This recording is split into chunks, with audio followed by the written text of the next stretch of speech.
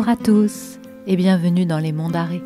Je m'appelle Gaëlle et je vous partage un peu de notre vie d'ici, au cœur du plus haut village de Bretagne, dans le Finistère. Dans cette vidéo, je vous emmène sur le bord de l'étang de Huelgoat, suivi d'un temps de cuisine, dessin et rangement à la maison. Ce sera l'occasion de vous parler du slow heating, la grande tendance du moment. Le lendemain, on piste les restes de neige avant de reprendre le dessin.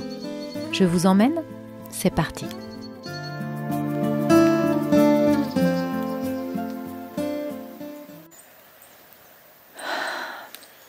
Il fait un froid glacial ce matin, 3 degrés. Temps à neige, clairement. C'est une fille de l'Est qui le dit. Il y a vraiment un air très sec. Et puis de toute façon, la météo, ils annoncent carrément de la neige dans les Monts d'Arrée demain. J'ai hâte de voir ce que ça va donner, si je pourrais filmer un petit peu. Là, j'ai été faire quelques courses, et puis un raccord de courses aujourd'hui. Et je me suis retrouvée sur le parking d'Intermarché. J'ai vu l'hélicoptère de la protection civile là, qui tournait. Puis je me suis dit, oh, il fait trop froid, je rentre. J'ai pas le courage d'aller marcher. Et puis au moment de sortir de Huelgoat, c'est comme si mon volant, il avait tourné tout seul. Je suis allée au bord de l'étang du Huelgoat. Moi j'appelle le lac de Huelgoat, mais c'est un étang.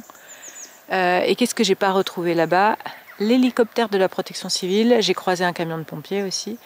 Le temps de discuter en sortant de ma bagnole avec un pêcheur qui préparait son matos et qui se faisait son petit café avec un petit thermos fumant. On a discuté en regardant l'hélico de la protection civile qui était complètement ouvert et il n'y avait plus de conducteur. En fait, il m'a dit que le conducteur était parti avec les pompiers. J'ai dit, bah, il laisse son hélico comme ça, ouvert. On n'a pas tout compris. Et puis voilà, j'ai commencé à marcher. J'ai les doigts complètement engourdis à cause du froid. Mais c'est une belle matinée. C'est calme, il n'y a personne. Beaucoup d'oiseaux. Un petit peu des migrateurs au niveau du lac. Pas beaucoup, mais j'en ai croisé un. Et puis les cygnes de Huelgoat qui sont là. Un jour, je vous raconterai l'histoire, notre histoire à nous des cygnes de Huelgoat. C'est toute une aventure, comme on a vécu une année avec Christophe à Huelgoat. On a côtoyé les cygnes pendant un bon moment et au début, il n'y avait que 2 cygnes. Quand on est arrivé en 2020, à l'année du Covid. Je vais vous la raconter maintenant du coup. Et en fait, ces 2 cygnes, c'était le père et le fils, d'après ce qu'on nous disait, et ils ne se parlaient plus. Donc quand ils étaient ensemble quelque part, ils se foutaient sur la gueule. Moi, je les ai vus s'écharper une fois au bord. Waouh, c'était violent. Et puis, un jour, je me souviens avoir levé les yeux en disant « Hey, les intelligences du vivant, là, vous pourriez pas faire quelque chose pour qu'énergétiquement, les 2 cygnes, déjà, ce qui les sépare, soit levé ?» Et 3-4 jours après, les 2 cygnes qui naviguaient côte à côte, je me suis dit « Oh, tiens !» Et puis on était tout contents parce qu'après ils se sont plus jamais quittés pendant 1 an ou 2. Et il y a, je sais pas, 6 mois, 1 an avec Christophe, on arrive et on voit qu'il y avait 8 cygnes différents. Alors c'est pas le père et le fils qui ont fait des petits, hein, mais on sait pas comment. Il y a d'autres couples de cygnes qui se sont pointés et depuis il y a à nouveau plein de cygnes sur l'étang du Huelgoat. Donc c'est, voilà, le vivant, ça va, ça vient. On se déchire, on s'aime, on se remet ensemble, on est nombreux, on n'est pas nombreux. Bref, la vie sur Terre, quoi.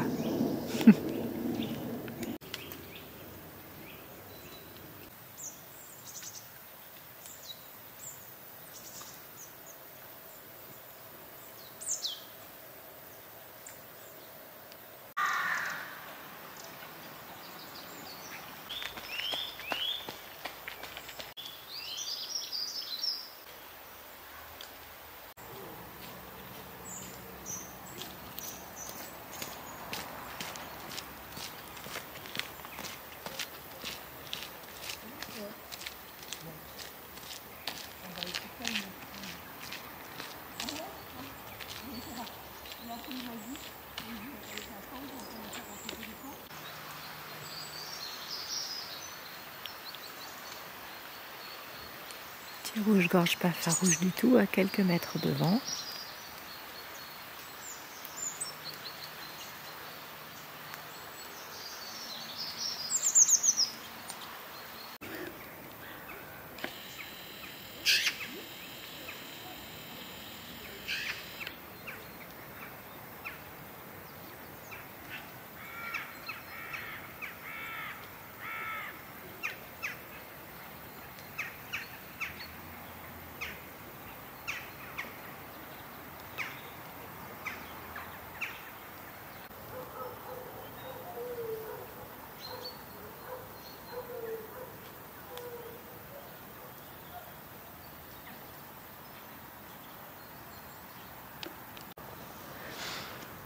Bon, je termine ma balade.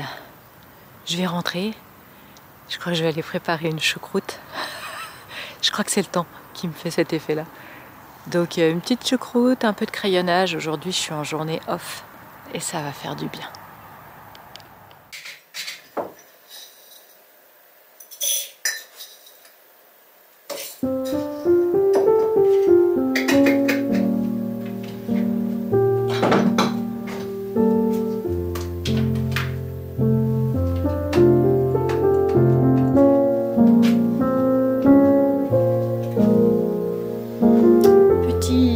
Au café du matin, après la balade, je vais préparer la choucroute. Et il fait un petit 16 degrés dans la pièce, donc c'est pour ça que je me suis un petit peu couvert.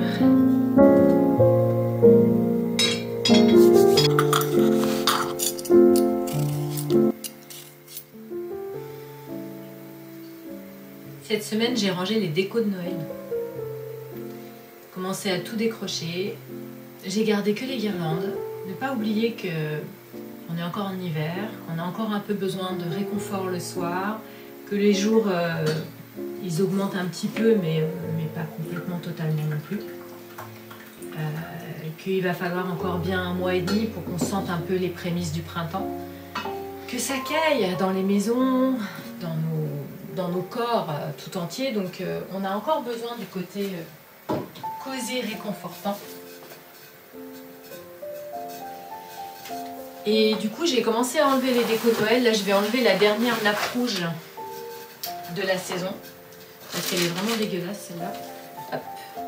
Et puis, voilà, petit à petit, on retrouve un schéma hivernal, mais quand même un petit peu cosy. Ne pas oublier cet aspect-là.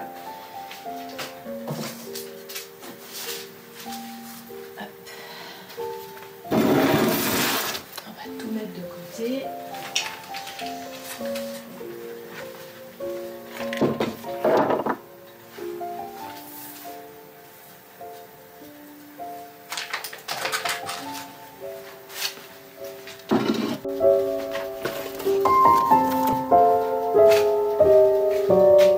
Voilà.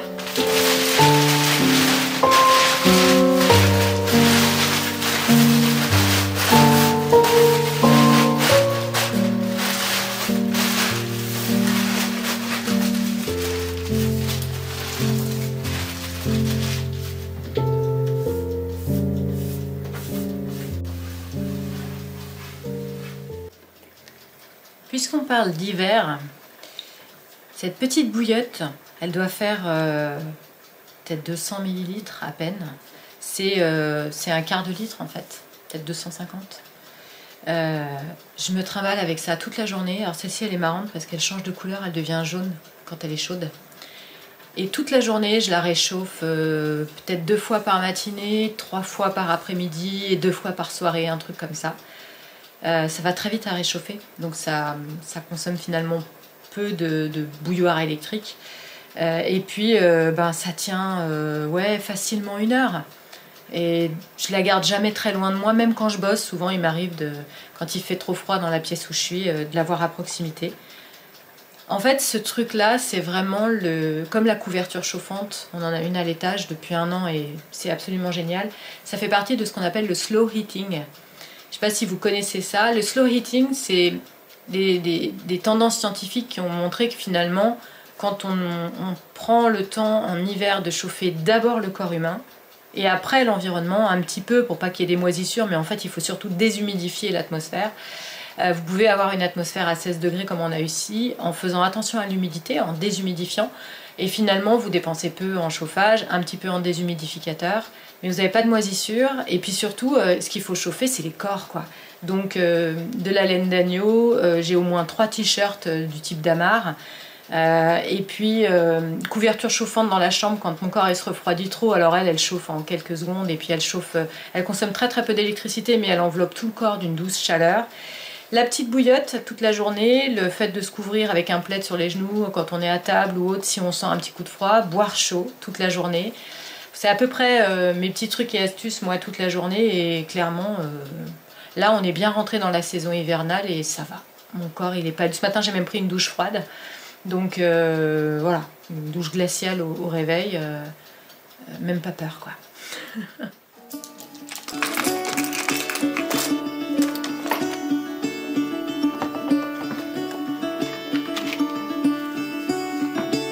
Caught behind Venetian blinds, out of reach for the city lights. This ain't where I belong. Hey, look at me, man, what I've become. I've been running east, looking for a sunset, digging deep since 99.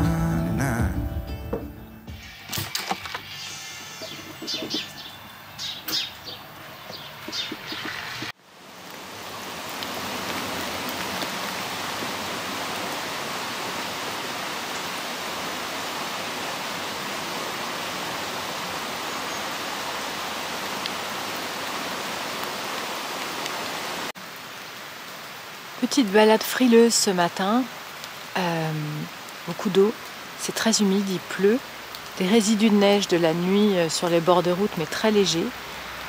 La source à côté de moi là, elle a un fort débit et ça me fait penser que je voyais un article hier qui disait qu'à Landerneau, donc une ville en aval des Monts d'Arrée, l'Elorn, qui est la rivière qui descend des Monts d'Arrée, était tellement chargée de flotte que un des ponts historiques de Landerneau était saturé et que l'eau menaçait de déborder de partout. Donc il y a beaucoup d'eau dans le Finistère là, en ce moment et ça dévale des Monts d'Arrée en direction des zones aval en fait. Et ici ce qu'on voit c'est les chemins qui sont boueux. Là la source je me suis pas approchée plus parce qu'il y avait de la flotte devant et j'allais m'embourber. Donc on commence à restreindre beaucoup nos balades, nos sentiers chéris et préférés sont plus très accessibles. C'est l'hiver, c'est comme ça tous les hivers et ce qu'on constate qui m'étonne toujours, c'est que c'est jamais les mêmes chemins qui sont embourbés au même endroit. Ça varie d'un hiver à l'autre, c'est étonnant. Il y a des endroits qui sont tous les hivers flotteux, mais par contre ça se déplace quand même, c'est étonnant ce truc-là. Donc voilà, c'était pas plus motivé que ça que je suis allée me promener ce matin, juste pour prendre l'air. Et puis je crois que je vais me rentrer.